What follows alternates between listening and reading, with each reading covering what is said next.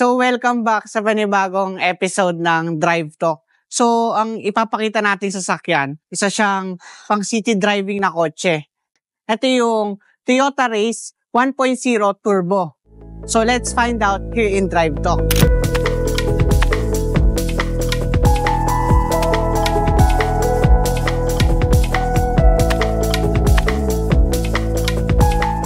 So, simulan natin dito sa exterior na itong Race Turbo. So, napansin ko na LED na rin yung headlights niya, ganun din yung fog lamps, tapos may daytime running light siya, honeycomb yung sa may grill niya, tapos meron siyang dalawang parking sensor dito.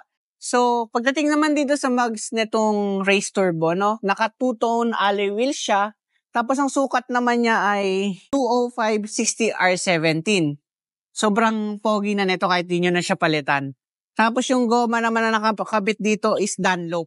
So dito naman sa side profile ng Race Turbo, so black out yung side mirror niya, may side lamps, tapos chrome yung door handle niya. Top of the line tong Race Turbo, kaya two-tone yung kulay niya, black out yung roof.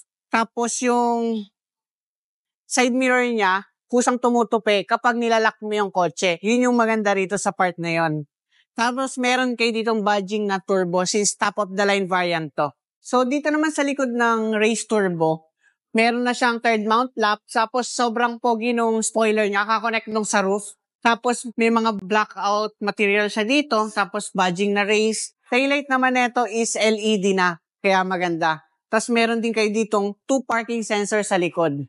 So silipin naman natin tong likod ng Race Turbo. So, ang nagustuhan ko dito sa Race Turbo, meron na siyang cover dito, tapos may kaluwagan na rin yung likod niya, tapos may ilaw dito sa side na to, tapos may extra storage, pwede nyo lagyan ng tools. Tapos, ang advantage pa nito, yung spare tire niya is mags. Tapos, kapag tinupi nyo naman yung upuan nyo sa gitna, hindi nga lang siya totally folded flat. Pero pwede na, makakarga nyo naman siya ng medyo madami-dami na rin.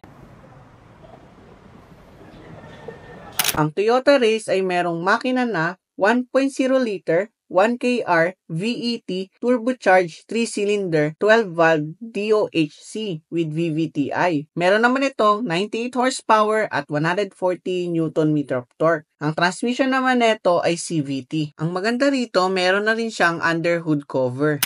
So ngayon, nandito tayo sa loob ng Race Turbo. So nagustuhan ko yung loob nito kasi kung ano lang yung kailangan mo, yun lang din yung nandito. Yung legroom ko, okay lang. Headroom, okay lang din. May kaluwagan na rin yung headroom niya. Tapos yung steering niya is leather wrap.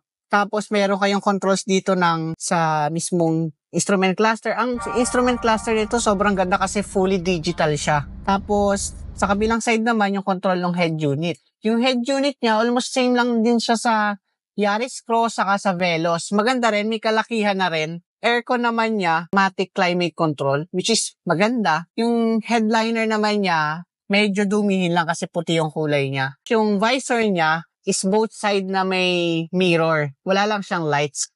Tapos yung map light niya is hindi pa LED. Tapos ang maganda rito, yung passenger sa likod, makikita nyo kung naka-seatbelt ba sila or hindi.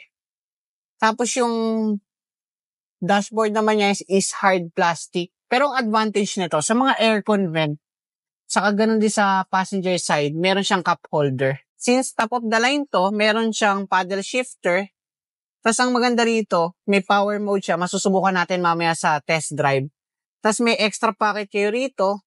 Tapos meron kayo ditong 12-volt socket, saka dalawang type A port. Yung armrest naman niya, saktuhan lang. Pwede nyo nang lagyan ng mga konting abubot. Yung glove compartment, may kaluwagan. Kasya dito yung files nyo ng mismong kotse. Ang maganda pa rito, may extra pocket siya dito sa may passenger side. Yung advantage pa nitong Race, meron siyang automatic nagpo-fold yung side mirror niya. So, lipat naman tayo sa likuran. So, ngayon, nandito tayo sa likod ng Race. So, ito yung normal driving position ko. Legroom ko, may kaluwagan sa ganitong kalaking kotse. Headroom, pwede na. So, ang advantage nitong Race, so nakalimutan ko kasi sasabihin kanina na naka-leather seat tong top of the line variant nila. So dito wala siyang mga aircon vent at saka wala ring charging port. So kung makiki-charge kayo, pupunta pa kayo sa unahan. Saka yung tunnel niya, okay lang. Pwede naman siya maupuan. Kaya lang sa ganitong size, medyo may kataasan para kayo nakaupo sa pick-up.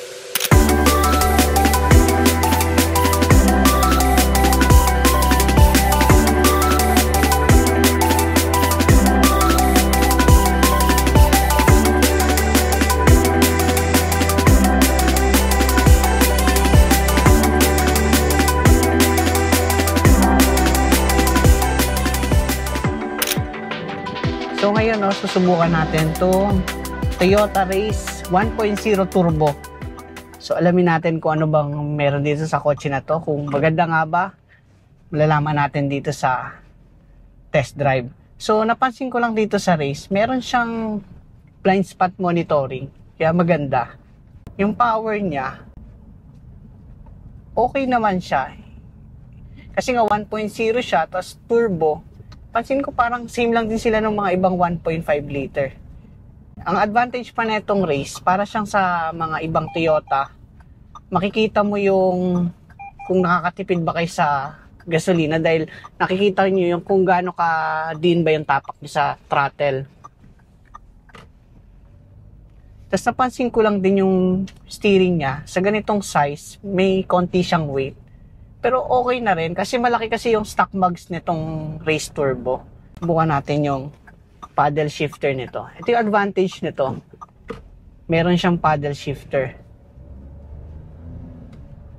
Oo, okay din yung power niya. Napansin ko lang meron siyang konting delay sa part na yon. Pero okay na rin for city drive.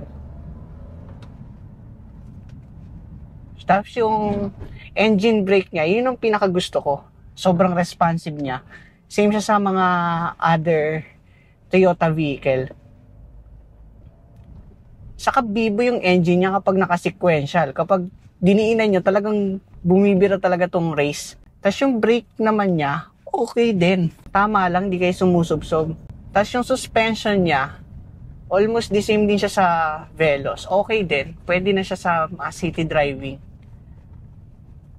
Saka ang advantage pa na itong kotse na to, kasi yung size niya, tamang-tama lang. Hindi kayo mahirapan isingit to. Ang maganda pa dito, meron din siyang power mode.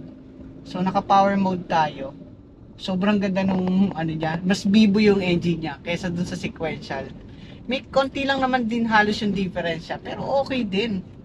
So, subukan natin yung naka-power mode, tapos naka-sequential tayo.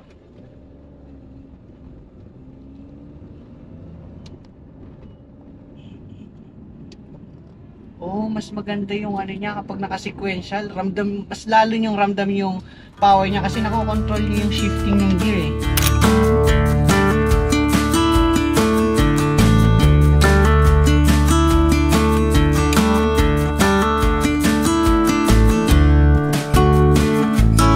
Ang Toyota Race 1.0 Turbo CVT ay nagkakahalaga ng 1,069,000 in Philippine peso. Meron naman itong available color na White Pearl SE, Turquoise Mica Metallic Black, Yellow SE Black, at kung gusto niyo naman ng White Pearl SE Black, kailangan nyo lang mag-add ng 5,000 pesos. Nice ko magpasalamat dito sa Toyota Otis para payagan tayo mag-vlog ng Toyota Race. Pero may papakilala ko sa inyo na sobrang bait na marketing professional dito sa Toyota Otis. Hello, I'm Prima Audencio. If you want to inquire about our product, the Toyota cars, our promos, we have lots of promos every month, and we have low down payments and monthly scheme na affordable para sa ito. Just inquire. Sir Algie will post my number. But other inquiries like promos and giveaways, just contact me. Our dealer, Toyota. Kaya tara na, punta tayo dito sa Toyota Otis. Sobrang bait ni Sir Efrain. Sayang yung mga pa-discount ni Sir. Visit na kayo rito. So at dito magtatapos ang vlog natin dito sa Toyota Race na Turbo. At kung nagustuhan nyo, huwag nyo kalimutan mag-like, comment, share at mag-subscribe. At click nyo na rin yung notification bell para lagi kayong updated dito sa channel ko. Kita-kits tayo sa mga susunod nating car content.